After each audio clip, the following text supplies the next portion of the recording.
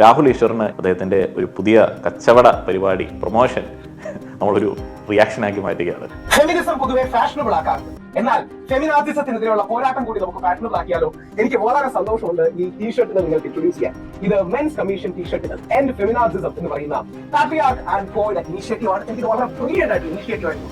Patriarch and കോ. നിങ്ങൾ മറ്റേ ഫെമിനിസത്തിനെതിരെയാണ് സംസാരിക്കുന്നുണ്ടെങ്കിൽ, അത് അധിനിവേശമാണ് എന്ന് പറഞ്ഞാണ് സംസാരിക്കുന്നുണ്ടെങ്കിൽ, പേട്രിയാർക്ക് ആൻഡ് കോയുടെ ധൈര്യം വയ്ക്കാൻ വേണ്ടി ഇറങ്ങില്ല. വ്യക്തിപരമായിട്ട് മനസ്സിനേറ്റ മുറിവുകളുടെ അടിസ്ഥാനത്തിൽ സ്വന്തം തോൽവി, സ്വന്തം കഴിവുകേട് ബാക്കിയുള്ള ആളുകളുടെ പ്രശ്നമാണ് എന്ന് ചിന്തിക്കുന്ന ആളുകൾക്കിടയിൽ രൂപം കൊണ്ട ഒരു പരിപാടിയാണ് ഇവരുടെ ഈ പരിപാടി. വട്ടിയൂർക്കാവ് അജിത് കുമാർ അമ്മയ്ക്കും ഭാര്യയ്ക്കുമെതിരെ പടക്കോപ്പുകൾ ശേഖരിക്കാൻ വേണ്ടിയാണ് കമ്മീഷൻ രൂപീകരിച്ചത്. അവരെ കൊല്ലാമെന്നൊക്കെയുള്ള ആഹ്വാനം നടത്തിയായിട്ട് കഴിഞ്ഞ ദിവസം നമ്മളൊരു ന്യൂസിൽ കേട്ടതാണ്. ഇപ്പോൾ രാഹുൽ ഈശ്വർ കണ്ടില്ലേ, എന്തൊരു ചൈൽഡിഷ് എന്ന് പറയാൻ പറ്റത്തില്ല, പിള്ളേർക്ക് ഇതിനേക്കാളും ബോധമുണ്ട്. എന്തൊരു ഫൂളിഷ് ആയിട്ടാണ് ബോസെ വേറൊരു സെലിബ്രിറ്റിയെ കൊണ്ടുവന്ന സമയത്ത് ഹണി റോസിന്റെ അടുത്ത് പോയി കണ്ടില്ലേ എന്നൊക്കെ ഉള്ളത്. ഇത്ര ബോധമുള്ളൂ ഈ ടീമിന്. ഇപ്പൊ ഇങ്ങനെയുള്ള ആളുകൾ ഈ ഒരു കാലഘട്ടത്തിന്റെ നീഡല്ല എന്നുള്ളത് ആദ്യം തന്നെ മനസ്സിലാക്കുക.